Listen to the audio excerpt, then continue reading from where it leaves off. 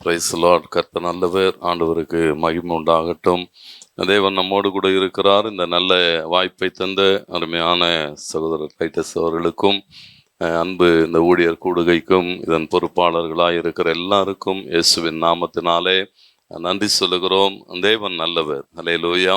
ஒன்றுமில்லாத இடத்திலிருந்து நம்மை தெரிந்தெடுத்து தூக்கி எடுத்து தம்முடைய கிருபையினாலும் தம்முடைய மகாபெரிய தயவினாலும் இரக்கங்களினாலும் நிரப்பி அவர் தாமே நம்மை நடத்துகிறார். இன்றைக்கும் உங்களோடு கூட பேசுகிறது இப்படிப்பட்ட ஒரு வாய்ப்புக்காக ஆண்டவருக்கு நன்றி சொல்லுகிறோம். மெய்யாகவே கர்த்தர் தம்முடைய ஜனங்களை நேசிக்கிறது மாத்திரமல்ல, தம்முடைய ஊழியர்களையும் நேசிக்கிறார். ஆகையினால இந்த ஒரு நல்ல ஐக்கியத்துக்காக ஆண்டவருக்கு நன்றி சொல்லுகிறோம். வேதம் அப்படித்தான் சொல்லுகிறது. நம்ம எல்லாருக்கும் வேதம் தெரியும். கர்த்தருக்கு மகிமை உண்டாகட்டும். தேவ ஜனங்களாய் நாம் கூடி வருகிற போதெல்லாம் நம்ம மத்தியிலே கடந்து வருகிற தெய்வம், நம்மை ஆசீர்வதிக்கிற தெய்வம். இன்றைக்கும் அவர் நம்மை தொடர்ந்து ஆசீர்வதிப்பார். என்னோடு கூட ஒரு வசனத்தை வாசியுங்கள். 2 தீமோத்தேயு 2ஆம் அதிகாரம் 20-21 வசனங்களிலே நாம் வாசிக்கிற போது அங்கே இப்படி பார்க்கிறோம். வாசியுங்கள். முன்னாடி வசனம். ஒரு பெரிய வீட்டிலே பாத்திரங்களும் அல்லாமல் மரமும் மண்ணுமான பாத்திரங்களும் உண்டு. அவைகளில் சில கனத்திற்கும் சில கனவீனத்திற்குமானவைகள். ஆகையால் ஒருவன் இவைகளை விட்டு தன்னை சுத்திகரித்து கொண்டால் அவன் பரிசுத்தமாக்கப்பட்டதும் எஜமானனுக்கு உபயோகமானதும் எந்த நற்கிரியைக்கும் ஆயத்தமாக்கப்பட்டதுமான கனத்துக்குரிய பாத்திரமாய் இருப்பான். அல்லேலூயா. ஆண்டவருக்கு மகிமை உண்டாகட்டும். வேதம் சொல்லுகிறது, தேவனுக்கு பிரயோஜனமுள்ள பாத்திரங்களாய், தேவன் மகிமைப்படுகிற ஒரு பாத்திரங்களாய் ஆண்டவர் நம்மை தெரிந்தெடுத்திருக்கிறார். அதிலே வித்தியாசமான காரியங்கள் உண்டு என்று இங்கே சொல்லப்பட்டிருக்கிறது. பவுல் சொல்லுகிற போது அப்படித்தான் சொல்லுகிறான். சில தன்மைகள், அளவுகள் இவைகளெல்லாம் வேறுபட்டு இருந்தாலும் தேவனுடைய நோக்கம் என்று வருகிற போது, அந்த நோக்கத்தை நிறைவேற்றுகிற போது மெய்யாகவே தேவன் தம்முடைய ஜனங்களை ஆசீர்வதிக்கிறதை பார்க்கிறோம். பாருங்க, ஊழியர்களாய் இன்றைக்கு கூடி வந்திருக்கிறோம்.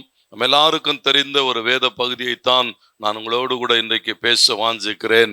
நம்ம எல்லாருக்கும் தெரியும், யோவான் 2ஆம் அதிகாரம். காணா ஒரு கல்யாணம்னு சொன்னா சுலபமா நமக்கு என்ன செஞ்சிடும், தெரிஞ்சிடும். கர்த்தருக்கு மகிமை உண்டாகட்டும். அந்த வேத பகுதி ஆண்டவர் சொல்லுகிறார், அது அவருடைய முதலாவது அற்புதம் என்று எழுதப்பட்டிருக்கிறது. தேவனுடைய முதலாவது அற்புதம் நடந்த போது அங்கே சம்பவித்த காரியங்கள் நமக்கு தெரியும். அந்த வேத பகுதியிலிருந்து அநேக காரியங்களை இங்க இருக்கிற எல்லாரும் பிரசங்கித்திருக்கிறோம். ஒவ்வொரு பகுதியாய் ஒவ்வொரு கோணங்களிலே அவைகளை பார்த்திருக்கிறோம். இன்றைக்கும் அந்த வேத பகுதியிலிருந்து ஒரு 3 விதமான பாத்திரங்களை நான் இன்றைக்கு உங்களுக்கு காண்பித்து ஜெபிக்கட்டும். கர்த்தர் நம்மோடு கூட பேசுவாராக. பாருங்க, அங்கே சொல்லப்பட்டிருக்கிறது, தேவன் ஒரு அற்புதங்களை செய்யும்படியாய் பயன்படுத்தின பாத்திரம். அங்கே இருக்கிற பாத்திரங்களிலே ஒன்று 6 கற்சாடிகள் என்று எழுதப்பட்டிருக்கிறது. முதல் பாத்திரமாக நாம் பார்க்கிற போது 6 கற்சாடிகளை குறித்து பார்க்கிறோம். அந்த 6 கற்சாடிகளை குறித்து வேதம் சொல்லுகிற போது அவைகள் ஒவ்வொன்றும் வெவ்வேறு அளவுடையவைகள். அப்படிதான் அங்க போட்டிருக்கிறது. அவைகள் ஒவ்வொன்றும் 2 குடம் அல்லது 3 குடம் தண்ணீர் பிடிக்கத்தக்கதான சாடிகள் என்று எழுதப்பட்டிருக்கிறது.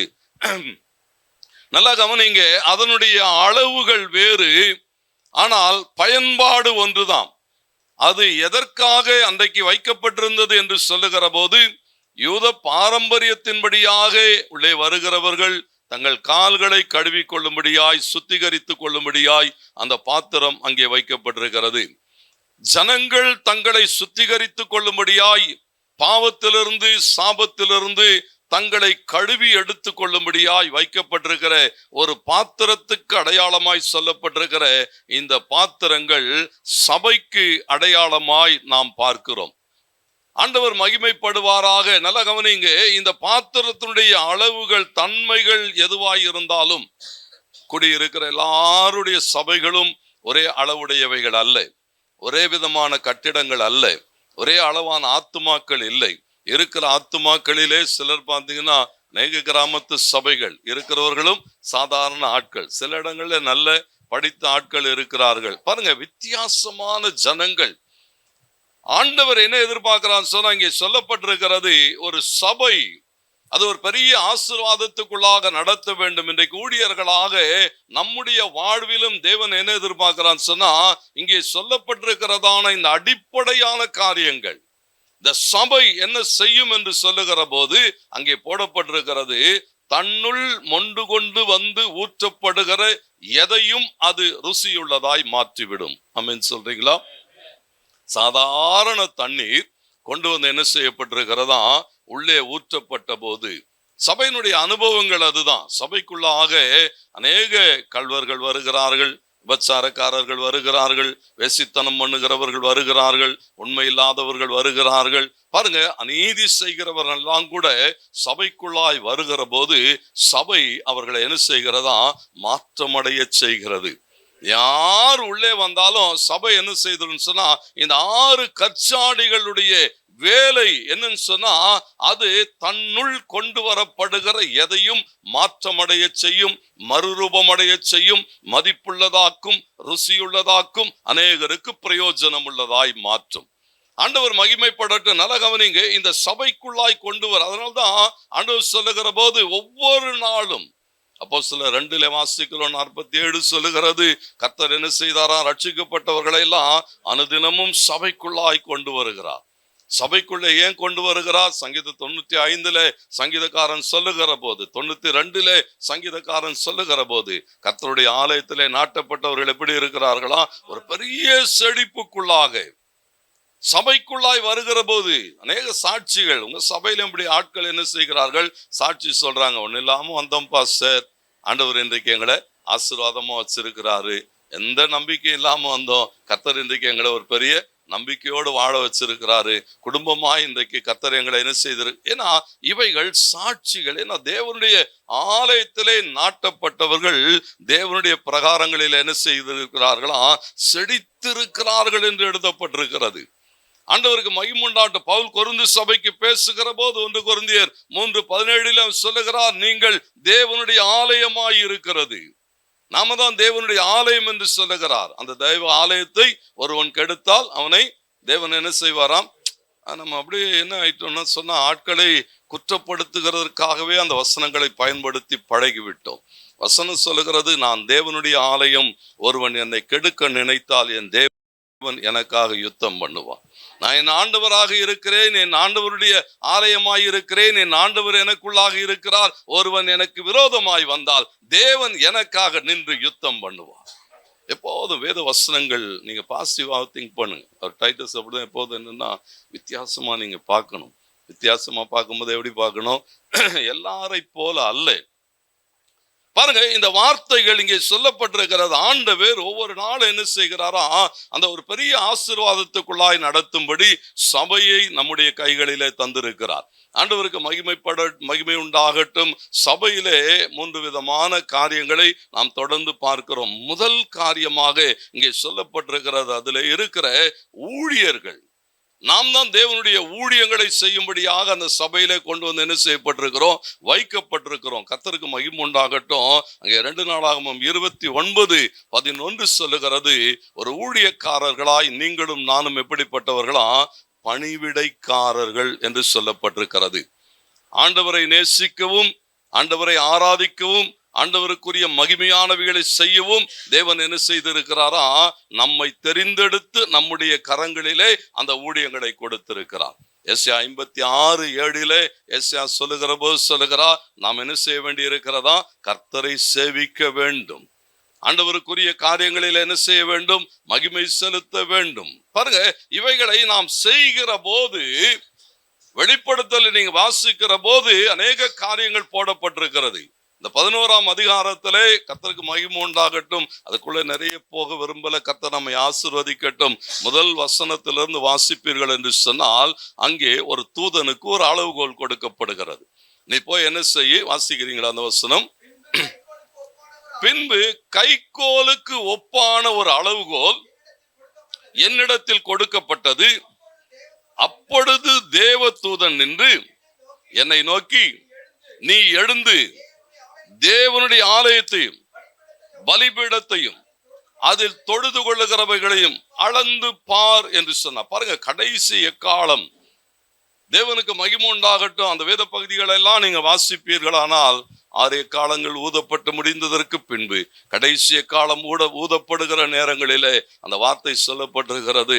தேவன் என்ன எதிர்பார்க்கிறான்னு சொன்னா, ஒரு அளவுகோல் கொடுக்கிறார். அந்த அளவுகோல் என்ன அளவுகோல் சொன்னா, ஆலயம் எந்த அளவிலே இருக்கிறது, ஆலயத்துக்கான அளவுகோல். இன்றைக்கு ஆலயங்கள் எப்படி மாறிட்டுன்னு சொன்னா, மாற்றம் அடைந்து இருக்கிறது. வெறும் கட்டிடங்கள் மாத்திரம் அல்ல. தேவன் என்ன எதிர்பார்க்கிறான்னு சொன்னா, ஆலயம் அதனுடைய அளவை விட்டு மாறக்கூடாது.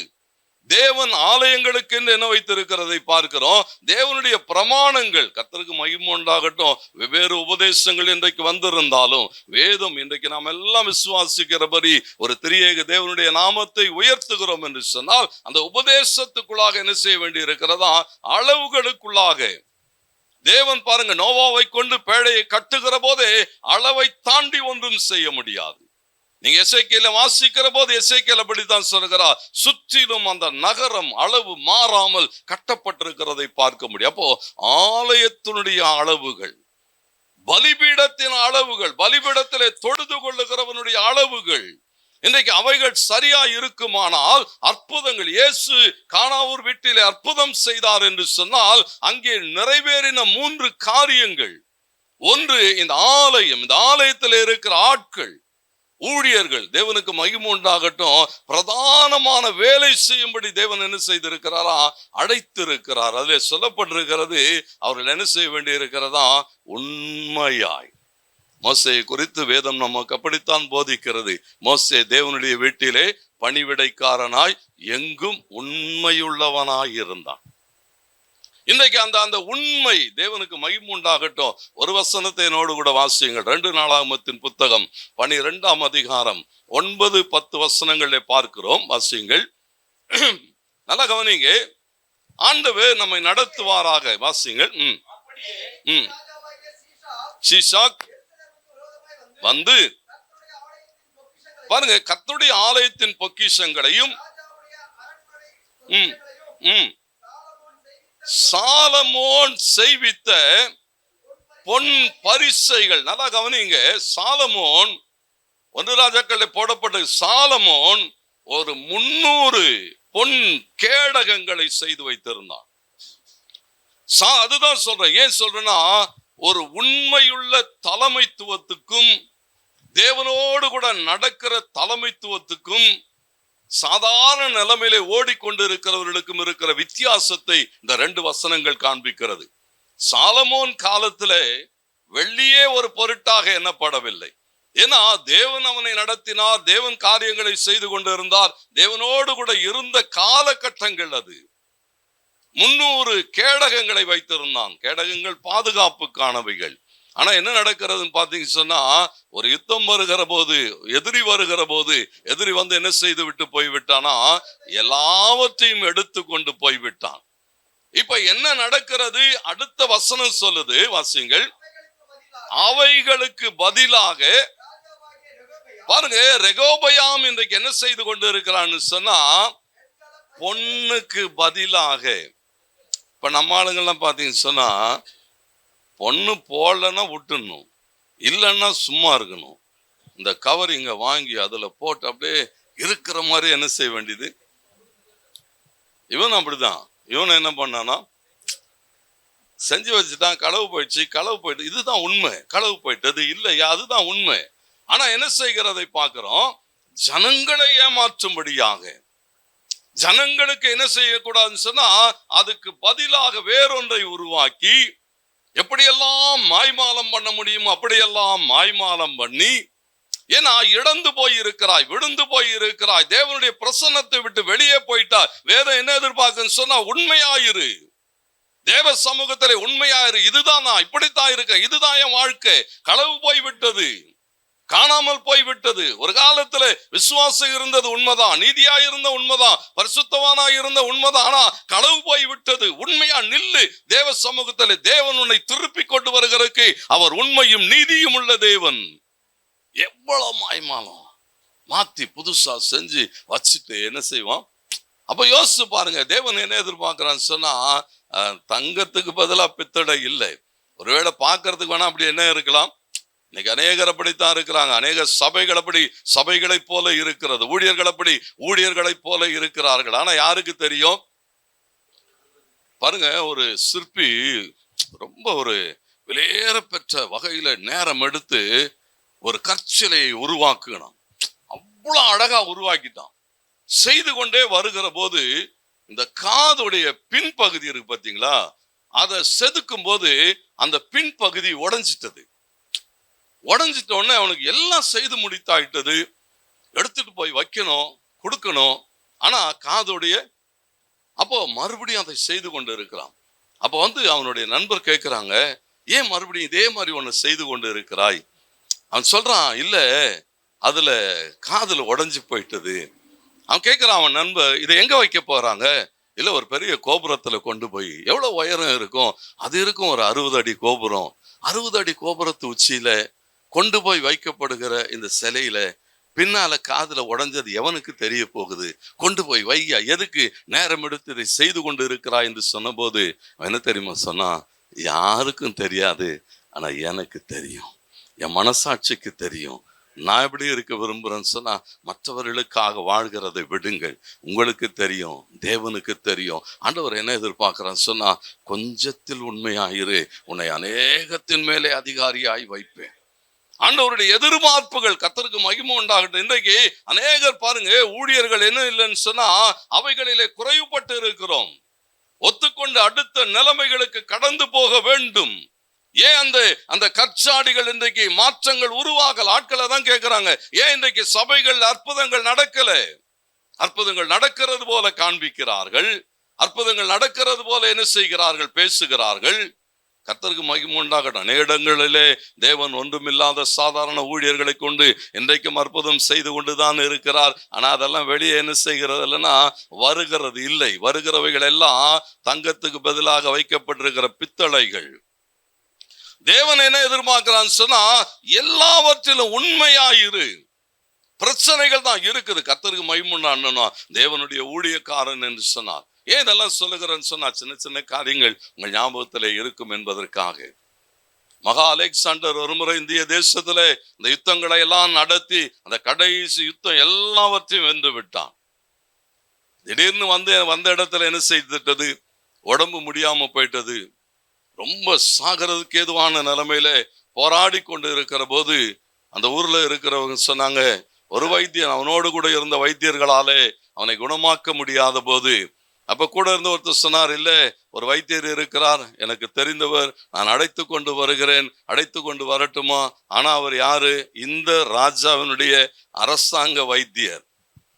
அது சொல்லுகிறான், பரவாயில்ல கூட்டிட்டு வாங்க. கூட்டிட்டு வருகிறார்கள். அவன் வருகிறான். அவரை பார்க்கிற போது உள்ள வந்த உடனே ஒரே வார்த்தை தான் கேட்டார், அலெக்சாண்டர் உன் பெயர் என்ன? அவன் சொன்னான், பிலிப்புன்னு சொன்னான். சரி, மருந்தை ரெடி பண்ணு. நான் மருந்து அவன் தயாரித்து கொண்டு இருக்கிற போது அலெக்சாண்டருடைய மந்திரியினிடத்திலிருந்து ஒரு கடிதம் வருகிறது. ஐயா, அந்த ராஜாவுக்கு ரொம்ப விசுவாசமானவன், அவங்களை கொல்லுகிறதுக்கு மருந்து கொடுக்கிறான், அதை நீங்கள் குடிக்காதீர்கள் என்று சொல்லி ஒரு கடிதம் வருகிறது. அலெக்சாண்டர் அதை படித்து விட்டு அந்த மருந்து செய்தவங்கிட்ட அதை கொடுத்து விட்டு அந்த மருந்தை வாங்கி குடித்து விடுவான். அப்போ அந்த மருந்து தயாரித்து கொடுத்த மருத்துவன் கதறுவான், இல்ல நான் அப்படியெல்லாம் செய்யல, மருந்து அது உண்மையான மருந்து தான், நான் அதை செய்யல. பதறுகிற போது அலெக்சாண்டர் சொல்லுவான், நான் உன்னை எதுவுமே சொல்லலையே, நான் உன்னை எதுவுமே கேட்கலையே, நீ கொடுத்த மருந்து நான் குடிச்சிட்டேன் தானே. அப்பதான் மருத்துவம் கேட்பான், இத்தனை கடிதம் வந்ததற்கு பிறகு, இவ்வளவு உண்மையாய் மோடு கூட இருக்கிறவன் சொன்னதற்கு பிறகு எப்படி இதை நம்பி குடிச்சிங்கன்னு சொன்னா, அலெக்சாண்டர் ஒரு வார்த்தை சொல்லுவான், நீ உள்ளே வந்த போது உன் பெயர் என்ன என்று கேட்டேன், பிலிப்பு என்று சொன்னார். அது என் தகப்பனுடைய பெயர், என் தகப்பனுடைய பெயர் வைத்திருக்கிறவன் கூட எனக்கு துரோகம் செய்ய மாட்டான் என்று சொன்னான். இந்த தேவ பிள்ளைகளாய் தேவ ஊழியர்களாய் இருக்கிறோம். ஜனங்களிடத்துல எத்தனை நம்பிக்கை பெற்று இருக்கிறோமா? ஆண்டவர் என்ன எதிர்பார்க்கிறான்னு சொன்னா, இந்த கற்சாடிகளுக்குள்ளாக, தேவனுடைய ஆலயத்துக்குள்ளாக கொண்டு வரப்படுகிறவைகள் மாற்றங்களை உண்டாக்கியாக வேண்டும். மாற்றங்களுக்குள்ளாக கடந்து போகிற போது நாம் அநேக சூழல்களை எதிர்கொள்ளுகிறோம். ஒவ்வொரு காரியங்களுக்குள்ளாய் கடந்து போகிற போது ஆண்டவர் என்ன எதிர்பார்க்கிறான்னு சொன்னா, முதலாவது நம்மை அர்ப்பணித்து கடந்து போகிற போது ஒப்பு கொடுக்கணும். தேவனுக்கு மகிமுண்டான் வெற்றி வரும். எப்போ வரும் தெரியுங்களா? சின்ன சின்ன ஆலோசனைகள், தேவனுடைய ஆலோசனைகள். ஆண்டவர் சமூகத்தில் உட்காருகிற போது ஆண்டவர் நம்மோடு கூட பேசுகிறார் தானே. ஆண்டவர் நம்மோடு கூட பேசவில்லை ஆனால் அப்புறம் எதுக்கு நம்ம தேவ சமூகத்திலே போய் நிற்கணும்? ஆண்டவர் நம்ம கூட பேசுவார், ஆண்டவர் காரியங்களை சொல்லி கொடுப்பார். அது மாத்திரமல்ல, தேவனுடைய ஆலோசனை வருகிற போது அந்த ஆலோசனை எடுத்துக்கொள்ளணும். விடுன்னு சொன்னா விடணும், போன்னு சொன்னா போகணும், உட்காருன்னு சொன்னா உட்காரணும். ஆனா நம்மளால என்ன செய்ய முடியல? ஆலோசனைகளை பாருங்க, ஆலோசனைகள் தேவனிடத்திலிருந்து வருகிற போது ஒரு பெரிய வெற்றியை தரும். சபையிலே சாதாரணமான விசுவாசிக கிட்ட இருந்து சில ஆலோசனைகள் வரும். நம்ம என்ன சொல்லுவோம்? இவர் வந்துட்டார், நமக்கு புத்தி சொல்ல, நமக்கு தெரியாதா? நமக்கு பாருங்களேன், ஏன் இதெல்லாம் சொல்றேன்னு சொன்னா, இந்த காரியங்களை உணர்ந்து கொள்ளுகிற போது ஆபிரகாம் லிங்கன் தொடர்ந்து தோற்றுக்கொண்டே இருந்தான். போற இடத்துல எல்லாம் பாருங்க, அந்த தேர்தல்களில் நிற்கும் போது எப்பொழுதும் தோல்வி, தோற்றுக்கொண்டே இருக்கிறான். என்ன செய்யணும்னே தெரியல. அவனுக்கு அநேக கடிதங்கள் வருகிறது. கடிதங்கள் எல்லாம் ஒரு நாள் உட்கார்ந்து படித்து கொண்டு இருக்கிற போது ஒரு லெட்டர் வந்திருந்தது. அந்த லெட்டர்ல ஒரு பெண் எழுதியிருந்தா. என்ன தெரியுமா எழுதியிருந்தா? உன் மூஞ்ச வச்சுக்கிட்டு நீ எப்படி தேர்தலில் நிக்கிற, இந்த முகத்துக்கு இந்த தேசத்துல ஓட்டு போடுவான்னு நீ எப்படி நம்புற? முகம் எப்படி இருக்கிறது? குதிரை மாதிரி ஒரு முகம், கண்ணம் ரெண்டும் எப்படி இருக்குது? டொக்கு விழுந்த கண்ணம். இதை வச்சுக்கிட்டு இந்த தேசத்து பெண்கள் யாராவது உனக்கு ஓட்டு போடுவாங்களா? ஏன் இதுக்கு நிக்கிற? ஒருவேளை நீ ஜெயிக்கணும்னு விரும்பினா தாடி வச்சுக்கோ, ஒருவேளை ஜெயிக்கிறியா பாப்போன்னு சொன்னான். லிங்கன் அந்த வார்த்தை அப்படியே எடுத்துக்கொண்டான். தாடி வச்சுட்டு தான் அடுத்த எலெக்ஷன்ல நின்னான். அதற்கு பின் அவன் தோற்றதே இல்லைங்க. அதுக்கு பின்னால் அவன் தோற்றதே இல்லை. நாம என்ன நினைக்கிறோன்னா, இதெல்லாம் நம்மளா இருந்தா என்ன பண்ணியிருப்போம்? சரியான பதில் கொடுத்துருப்போம். பாருங்க, ஜபத்திலே நம்ம ஆளுங்க பதில் கொடுத்துருவாங்க. ஏதாவது சொல்லிட்டா என்ன செய்வோம்? ஜபத்திலே வச்சு செஞ்சிட வேண்டி. ஆண்டவர் என்ன எதிர்பார்க்கிறேன்னு சொன்னா, ஆலோசனைகள் வருகிற போது லகுவாய் ஏற்றுக்கொண்டு கடந்து போங்கள், கர்த்தர் நம்மை நடத்துவார். பாருங்க, இந்த அற்புதங்கள் அங்கே சொல்லப்பட்டிருக்கிறது. ஒன்று, எத்தனை மணி வரைக்கும் பாருங்க, ஒண்ணு, இந்த 3 6 கற்சாடிகள். இது முதல் பாத்திரம் சபைக்கு ஒப்பாய் இருக்கிறது. சபையினுடைய குணாதிசயங்களை நாம் பூரணப்படுத்துகிற போது அதற்குள்ளாய் கொண்டு வந்து ஊற்றப்படுகிற சகலவற்றையும் அது என்ன செய்கிறதை பார்க்கிறோம்? மாற்றமடைய செய்கிறது, குணமுள்ளதாய் மாற்றுகிறது, மதிப்புள்ளதாய் மாற்றுகிறதுன்னு சொல்லி பார்த்தோம். 2வது ஒரு பாத்திரம் அங்கே பார்க்கிறோம். யோவான்ல வாசிக்கிற போது 2வது பாத்திரம் 7வது வசனத்தை வாசியுங்கள். யோவான், இயேசு வேலைக்காரரை நோக்கி ஜாடிகளிலே தண்ணீரை நிரப்புங்கள் என்றார். பாருங்க, இங்கே சொல்லப்பட்டிருக்கிறது. இந்த 2வது பாத்திரம் என்னன்னு சொன்னா, மொண்டு கொண்டு வந்து ஊற்றின பாத்திரம். முதல் பாத்திரம் கற்சாடி, அது வெளியரங்கமாய் இருக்கிறது. சபை இன்றைக்கு வெளியரங்கமாய் இருக்கிறது, எல்லாரும் பார்க்கக்கூடிய வகையில இருக்கிறது. ஆனா இந்த மொண்டு கொண்டு வந்து ஊற்றின பாத்திரம் இருக்கு பார்த்தீங்களா, அது இங்கே சொல்லப்படவில்லை. அது என்ன பாத்திரம்னு தெரியாது. ஆனா அந்த பாத்திரம் தான் என்ன செய்து கொண்டு இருக்கிறதா? இன்றைக்கு சபைகள் ஒரு பெரிய வெற்றி அடைய வேண்டுமானால் சபையிலே ஊழியர்கள் மாத்திரம் அல்ல, கூட என்ன செய்ய வேண்டி இருக்கிறதா? இந்த மொண்டு கொண்டு வந்து ஊற்றுகிற பாத்திரங்கள் தேவை. சபையில ஆட்களை எழுப்பணும். சபையில என்ன செய்யணும்? ஆட்களை எழுப்பணும். ஊழியம் செய்கிறதுக்கான ஆட்களை என்ன செய்யணும்? எழுப்பி ஆக வேண்டும். கர்த்தருக்கு மகிமை உண்டாட்டும். இந்த மொண்டு கொண்டு வந்து ஊற்றுகிற பாத்திரங்கள் இன்னைக்கு அநேகர் ஏன் அந்த வேலையை செய்கிறது இல்லைன்னு சொன்னா, பாருங்களேன், பேர் கிடைக்காது. என்ன வராது? பேர் வராது. வேலை செய்தா என்ன வராது? நம்மளாம் என்ன எதிர்பார்க்கிறோன்னு சொன்னா, ஏதாவது செஞ்சா என்ன இருக்கணும்? பேர் கிடைக்கணும். சபையில வரோம், இவ்வளவு காலமா இருக்கணும். நம்மளே அப்படிதான், வர விசுவாசியும் அப்படிதான். அவங்க என்ன எதிர்பார்க்கறன்னு சொன்னா, என்ன பாஸ் நமக்கு ஒன்றும் பெரிய போஸ்டிங் ஒன்றும் கொடுக்கல, ஏதாவது மூப்பர் ஆக்கணும், பொறுப்பு கொடுக்கணும். இப்பெல்லாம் என்னன்னா கேர்சல் லீடர், அப்புறம் செக்ஷன் லீடர், ஏதாவது ஒன்று என்னன்னா கொடுத்தாதான் என்ன செய்யறான். நல்லா கவனிங்க, இந்த மொண்டு கொண்டு வந்து ஊற்றின பாத்திரங்கள் எப்படிப்பட்டவைகள் என்று தெரியாது. ஆனால் அவைகள் தான் என்ன செய்கிறதா பாருங்க, காரியமாற்றுகிறது. அப்போ மொண்டு கொண்டு வந்து ஊற்றணும்னு சொன்னா என்ன செய்யப்பட வேண்டி இருக்குன்னு சொன்னா, அவர்கள் இருக்கிற இடத்துக்கு இறங்கி போகணும். ஒரு குடிகாரனை சபைக்குள்ள கொண்டு வரணும்னா அவனோடு கூட நீங்க போய் நேரம் எடுக்கணும். நேரம் எடுத்தா என்ன சொல்லுவான், நம்மால் போக மாட்டான். ஒரு குடிகாரன் கிட்ட பேசணும், பாஸ்டர் அவங்க கூட பேசினா நம்மளையும் குடிகாரன் ஆக்கிடுவாங்களே, நமக்கு என்னது நேரம் எடுக்க. அவனை பாருங்க, எப்படி அவனை என்ன செய்ய முடியும், நம்ம கொண்டு வர முடியும். இந்த பாத்திரங்கள் இறங்கி போகணும். அவமானம் தான், வேதனைகள் தான், வலிகள் தான், எல்லாத்தையும் தாண்டி என்ன செய்யணும் பாருங்க. வேதாகமத்திலே அநேக ஆட்களை நீங்கள் பார்க்க முடியும். இவர்களெல்லாம் என்ன செய்தார்கள் சொன்னா, எந்த பேர் பிரஸ்தாபத்துக்காகவும் வேலை செய்யவில்லை. 2 ராஜாக்கள் 5:2 நாம் வாசிக்கிறோம், நாகமானுடைய பெரிய குணமாக்குதலுக்கு பின்னாலே ஒரு சிறுமி வேலை செய்திருந்தாள். நாகமானுடைய பெயர் தெரியும், நாகமானுடைய வேலை தெரியும், நாகமானுடைய பொறுப்புகள் தெரியும். ஆனால் நாகமானை தேவனுடைய வார்த்தையின்படி நடத்தி அவனை குணமாக்கினவளுடைய பெயர் தெரியாது.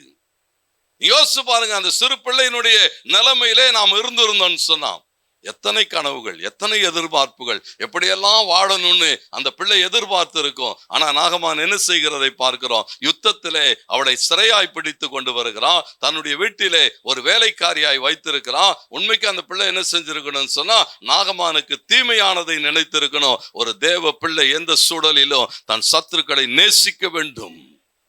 ஆண்டவருக்கு மகிமை உண்டாகட்டும். பாருங்க, அவனை குறித்து அவளுக்கு எந்த விதமான கோபம் இல்லை. அவன் என்ன சொல்றான்னு சொன்னா, என் எஜமானன் எருசலேமுக்கு போனா என் தேவன் அவனை குணமாக்குவான். பேர் பிரஸ்தாபங்களுக்காக வேலை செய்ய கர்த்தர் நம்மளை என்ன செய்யல, அழைக்கவில்லை. சபையில இருக்கிற ஆட்களை கர்த்தர் அழைக்கவில்லை. ஊழியங்களில இருக்கிற ஆட்களை தேவன் என்ன செய்யல, அழைக்கவில்லை. ஒன்றே ஒன்றுதான், தேவன் மகிமைப்பட வேண்டும். ஒருவேளை அந்த மனுஷன் குணமாகாமல் வந்திருந்தா என்ன நடந்திருக்கும்? நாகமான் குணமாகாமல் அப்படியே ஊரை சுத்தி திரும்ப வந்திருந்தா என்ன செஞ்சிருப்பான்னா, அந்த பிள்ளையினுடைய தலையை எடுத்திருப்பான். செத்தாலும் சாகிறேன், தேவன் மகிமைப்படட்டும் என்று சொல்லி பேர் பிரஸ்தாபத்துக்காக ஓடாமல் தேவனுக்காக ஓடுகிற ஒரு கூட்டத்தை சபையிலே நீங்கள் எழுப்பியாக வேண்டும். ஆண்டவர் அதை தான் எதிர்பார்க்கிற. பாருங்க, அநேகருடைய காரியங்கள் ஒன்னும் தெரியாது, ஆனா வேலை செய்து கொண்டு இருக்கிறான். அநேக ஆட்கள் சபையில இருப்பாங்க. அவங்களெல்லாம் என்ன செய்யணும் சொன்னா, உற்சாகப்படுத்தணும். 1 சாமுவேல்ல நீங்க வாசிக்கிற போது 20ஆம் அதிகாரத்திலே போடப்பட்டிருக்கிறது. சாமுவேல் பாருங்க, அந்த வார்த்தைகள் தீர்க்கதரிசி எழுதுகிற போது சொல்லுகிறான். யோனத்தான் ஒரு சின்ன பையனை கூட்டு போய் என்ன செய்தானாம், தாவீதோடு கூட ஒரு உடன்படிக்கை செய்கிறான். ஒரு சிறு பிள்ளையை கூட்டி கொண்டு போகிறான். நான் அம்பு எய்வேன், நீ போய் என்ன செய்யணும், எடுத்துக்கொண்டு வரணும். அம்பு பொறுக்கின அந்த சிறுவனுக்கு பெயர் இல்லை. ஆனா அவன் தான் என்ன செய்கிறதை பார்க்கிறோம், தேவராஜ்யத்தினுடைய திட்டத்துக்கான ஒரு செய்தியை சுமந்து கொண்டு ஓடிக்கொண்டு இருந்தான். அவனுக்கு தெரியுமா? தெரியாது. எதுக்கு ஓடுறோன்னு தெரியாது, என்ன செய்யறோன்னு தெரியாது. அவனை பொறுத்த வரைக்கும் என்ன யோசிப்பான், இவனைத்தான் நேற்று வரைக்கும் நல்லா தான் இருந்தான், நம்மளை கூட்டு வந்து என்ன செய்யறான், இன்னைக்கு கொண்டு போய் தான் அடின்றான், எடுத்துன்னு வானா மறுபடியும் திரும்ப அடின்றான், திரும்ப ஓடுன்றான், திரும்ப எடுத்துறான். ஒன்றும் தெரியலன்னா கூட தேவனுக்காக என்ன செய்யணும், ஓடிக்கொண்டு இருக்கிறதான ஒரு ஊழியங்கள். பாருங்க, இவர்கள் தான் மொண்டு கொண்டு வந்து ஊற்றுகிறவர்கள். அவமானங்கள் இருக்கு, நிந்தைகள் இருக்கு, உண்மைதான். ஆனா தேவன் என்ன எதிர்பார்க்கிறான்னு சொன்னா, ஓடி ஆகணும். நீங்க மார்க்கு 14:13 வாசித்து பாருங்கள், அங்கே ஒரு மனுஷனை நீங்கள் பார்க்க முடியும். ஆண்டவர் சொல்லுகிறார், தம்முடைய சீசர்களோடு கூட பேசுகிற போது, அந்த போஜனம் கடைசி அந்த பந்தியை எங்கே ஆசரிக்கலாம் என்று சொல்லுகிற போது ஆண்டவர் ஒரு அடையாளம் சொன்னார். நோக்கி, நீங்கள் நகரத்துக்குள்ளே போங்கள், அங்கே தண்ணீர் கூடம் சுமந்து வருகிற, பாருங்க நல்லா கவனிங்க, இந்த காலகட்டங்கள் போலதான் அன்றைக்கும் ஆண்கள் யாரும் தண்ணி எடுக்கிறது இல்லை, பெண்கள் தான் தண்ணீர் சுமந்து கொண்டு இருந்தார்கள். ஆனா இந்த மனுஷன் என்ன செய்கிறானா, அப்போ அவனுடைய எஜமானன் அவனுக்கு ஒரு வேலை கொடுத்திருக்கிறான், நீ இந்த தண்ணீர் கூடத்தை சுமந்து கொண்டு போன்னு. என்ன யோசிச்சிருப்பான் அவன், என்னை அவமானப்படுத்திட்டான். இந்த ஆளுகிட்ட வேலைக்கு சேர்ந்ததுக்கு சும்மா இருந்திருக்கலாம், நம்மளை எவ்வளவு முடியுமோ அவ்வளோ அவமானப்படுத்திட்டான். எப்படி நடுத்தருவில் நம்மளை என்ன செஞ்சுட்டான். தண்ணி பார்க்குற ஆட்கள்லாம் கேட்பான், இல்லை என்னையா பொம்பளை பிள்ளைங்க செய்யற வேலையை நீ செய்யறன்னு கேட்பான் இல்ல. ஆனா அவனுக்கு ஒன்று தெரியாது, இந்த உலகத்தை கலக்கின 12 சீடர்களை அவன்தான் வழிநடத்தி கொண்டிருக்கிறான் என்று. வேலை சும்மா சாதாரணமா சுமந்து கொண்டு போய் கொண்டு இருக்கிறான். தேவனுடைய திட்டம் அதற்கு பின்னாலே இருக்கிறது. ஒரு நாள் ஒருவேளை நீங்க செய்கிற ஊழியங்கள் சாதாரணமானது போல தெரியலாம். ஆண்டவருக்கு மகிமை உண்டாகட்டும். தேவனுடைய திட்டம், ஆண்டவர் அதற்குள்ளாய் வைத்திருக்கிற அந்த நோக்கம், அவைகளை உணர்ந்து கொள்ளுகிற போது நாம் என்ன செய்ய மாட்டோம் சொன்னா, எவைகளுக்காகவும் கலங்க மாட்டோம். எந்த சூழல்களுக்காகவும் என்ன செய்ய மாட்டோம், கலங்க மாட்டோம். ஆண்டவருக்கான வேலையை செய்கிறதுல தொடர்ந்து பாருங்க. அந்த பாத்திரங்கள், ஆண்டவர் சொன்னார் ஜாடிகளை நிரப்புங்கள் என்று சொன்னார். அவர்கள் என்ன செய்தார்களா, நிறைய நிரப்பினார்கள் என்று எழுதப்பட்டிருக்கிறது. ஓடிக்கொண்டே இருக்கிற பாத்திரங்கள். ஆண்டவருக்கு மகிமை உண்டாகட்டும். பேர் வந்தாலும் வரலனாலும் பரவாயில்ல, ஆண்டவருக்காக என்ன செய்ய வேண்டும், ஓடிக்கொண்டே இருக்கிற போது கர்த்தர் ஒவ்வொரு நாளும் நம்ம என்ன செய்வாரா, நடத்துவார், கனம் பண்ணுவார். பாருங்க, அந்த அடிமையாய் கிடந்த சிறு பிள்ளை அதற்கு பிறகு அவள் அடிமையாய் இருந்திருக்கவே முடியாது. ஆண்டவருக்கு மகிமை உண்டாகட்டும். ஏன்னா தேவனுடைய திட்டங்கள் சரியாய் உணர்ந்து கொள்ளப்படுகிற போது. அடுத்து அங்கே மூன்றாவது ஒரு பாத்திரம் சொல்லப்பட்டிருக்கிறது. தேவனுக்கு மகிமை உண்டாகட்டும். அந்த பாத்திரம் என்ன செய்கிறதா, அந்த கற்சாடியிலிருந்து எங்கே மொண்டு கொண்டு போகிறதா, ஆண்டவருக்கு பந்திக்கு மொண்டு கொண்டு போகிற பாத்திரம். பாருங்க, இந்த பாத்திரம் சாதாரண நிலைமையிலே போகிற பாத்திரம் அல்ல. பந்தி விசாரிக்கிற பாத்திரம் எங்க வராதுன்னு சொன்னா, சாதாரண நிலைமைக்கு வராது.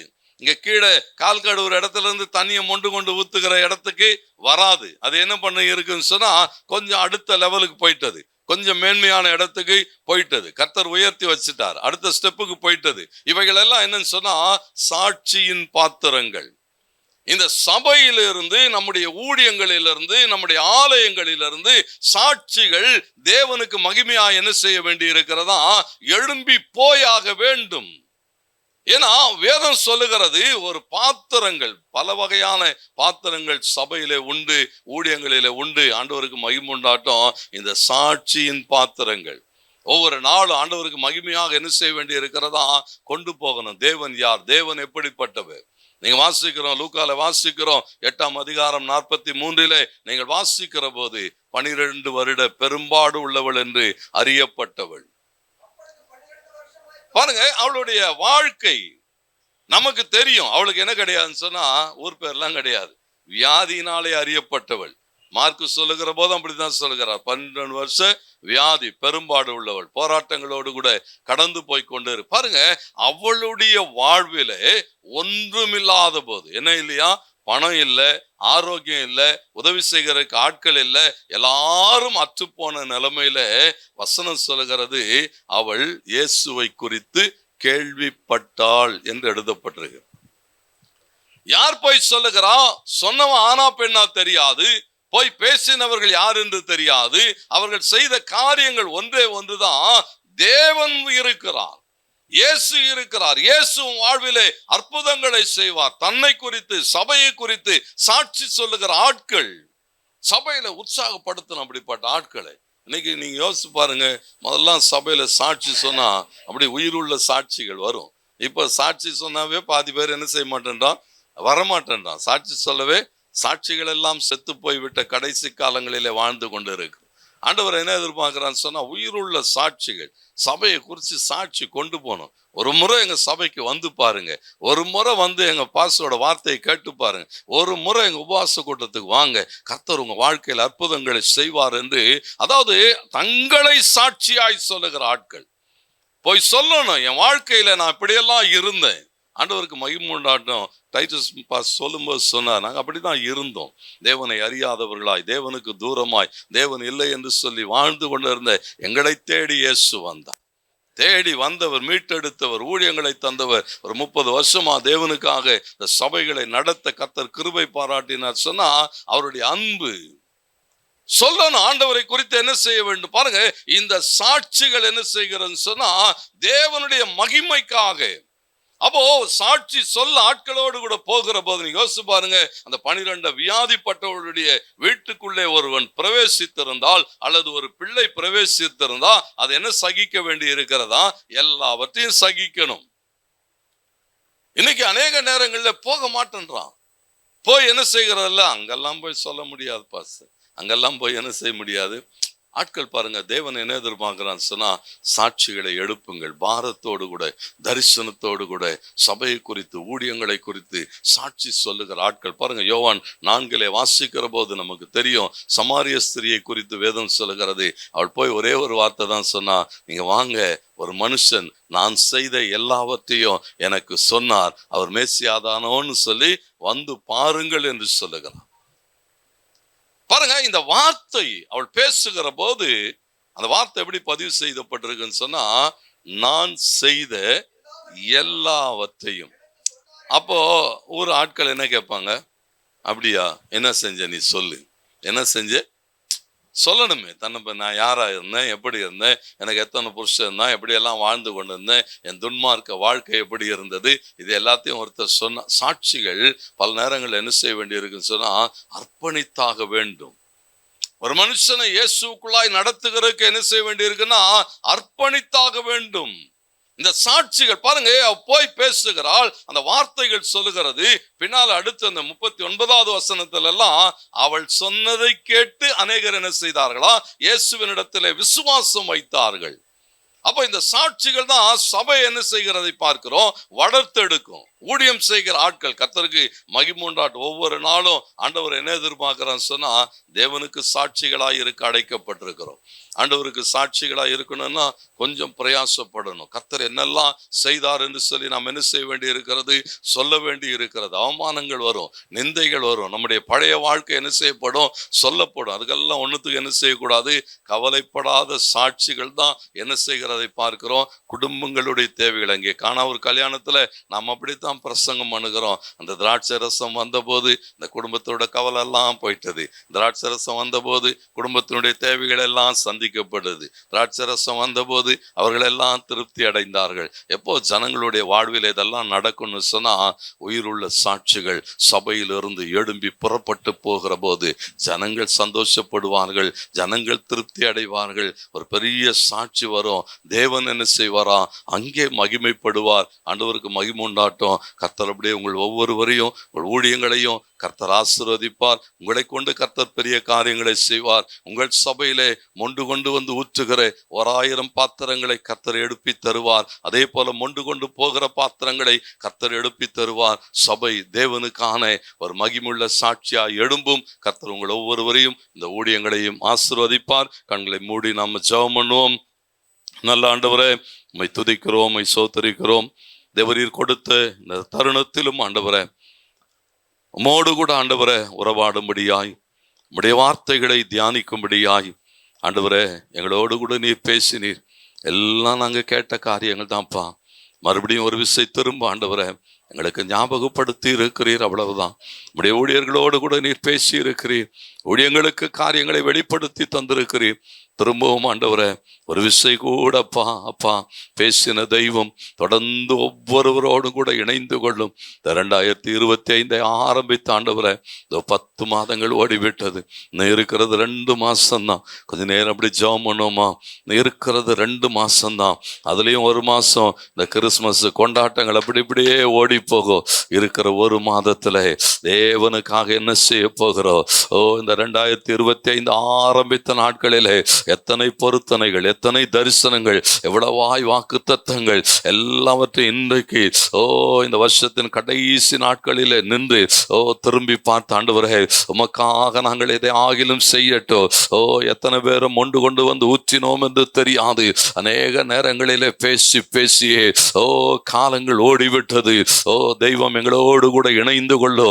வந்திருக்கிற எல்லா ஊழியர்களுக்காக, எல்லா ஊழியங்களுக்காக ஜெபம் பண்ணுகிறோம். வாக்கு தத்தம் நீர்தான் பண்ணினீர். சின்னவன் 1000 சிறியவன் பலத்த ஜாதியுமாவான். ஏற்ற காலத்திலே நான் அதை தீவிரமாய் நடப்பிப்பேன்னு சொன்னீரே. எஸ்ஐயா 51:2 வாசிக்கிறோமே, ஆபிரகாம் ஒருவனாய் இருக்கையில் அவனை அழைத்து, அவனை ஆசீர்வதித்து, அவனை சீமானாக்கி பலுகவும் பெருகவும் பண்ணினே அதே தேவன் இன்றைக்கு கடந்து வருவீராக. இந்த ஊழியங்கள் ஆசீர்வதிக்கப்படுவதாக. ஆண்டவரே, இந்த ஊழியர் கூடுகை ஆசீர்வதிக்கப்படுவதாக. இன்னும் விருத்தி அடையட்டும் ஆண்டவரே. இன்னும் திரளா திரளான ஜனங்கள் ஊழியர்கள் இங்கே வரட்டு ஆண்டவரே. ஓ இந்த இடம் ஆண்டவரே அற்புதங்களை நடப்பிக்கிற ஓ ஹல்லேலூயா அந்த கச்சாடிகளை போல மாறுவதாக, வருகிற ஊழியர்கள் குணமாக்கப்படுவார்களாக, வருகிற ஊழியர்கள் ஆறுதல் அடைவார்களாக, வருகிற ஊழியர்கள் ஆண்டவரை தைரியப்படுத்தப்படுவார்களாக. ஓ அவர்கள் இந்த இடத்திலிருந்து புறப்பட்டு ஒரு பெரிய சாட்சிகளாய் ஆண்டவரே அநேக ஆயிரங்களுக்கு பயன்படுவார்களாக. ஓ ரிமாலா ஹந்து ஷாலா திமா ஓ ரஹா கஹா ஹாந்திரி ஓ உம்முடைய மகிமையுள்ள கரத்துக்குள்ளாக ஒவ்வொருவரை ஒப்பு கொடுக்கிறோம். கர்த்தர் மகிமையானவைகளை செய்வாராக. ஆண்டவரே ஒவ்வொரு ஊழியர்களையும் குடும்பங்களையும் பிள்ளைகளையும் ஆண்டவரே உம்முடைய நாமத்திலே நாங்கள் ஆசீர்வதிக்கிறோம் ஐயா, ஆசீர்வதிக்கிறோம். தேவன் இறங்கி வந்து ஒவ்வொருவரை ஆசீர்வதிங்க ஆண்டவரே. இந்த 2026 உம்முடைய பிள்ளைகள் கால் வைக்கிற போது ஓ நான் அபிஷேகம் பண்ணின கோரேசுக்கு முன்பதாக வாசல்கள் பூட்டப்படாது இருக்குன்னு சொன்னீரே, ஒரு வாசலும் பூட்டப்படாது இருக்கட்டும் ஆண்டவரே. பொக்கிஷங்கள் அடைப்பட்ட நிலைமையில் இருக்கிறவர்கள் திறக்கப்படும்படி நாங்கள் ஜெபிக்கிறோம். நன்மைகள் உண்டாகட்டும், தரிசனங்கள் நிறைவேறட்டும், தேவைகள் சந்திக்கப்படட்டும், அற்புதங்கள் நடக்கட்டும். ஓ உம்முடைய ஊழியர்களையும் ஆண்டவரே அப்பா சபையோ ஓ அப்பா சபை மக்களையும் அற்புதங்களாகவும் அடையாளங்களாகவும் தேவன் பயன்படுத்தும்படி ஜெபிக்கிறோம். தொடர்ந்து உம்முடைய அன்பு கரத்திலே ஒப்பு கொடுக்கிறோம். ஆளுகை செய்யும், ஆசீர்வதியும், ஆசீர்வாதமாய் நடத்தும். இயேசுவின் நாமத்தில் ஜெபிக்கிறோம் நல்ல பிதாவே. ஆமென், ஆமென். God bless you.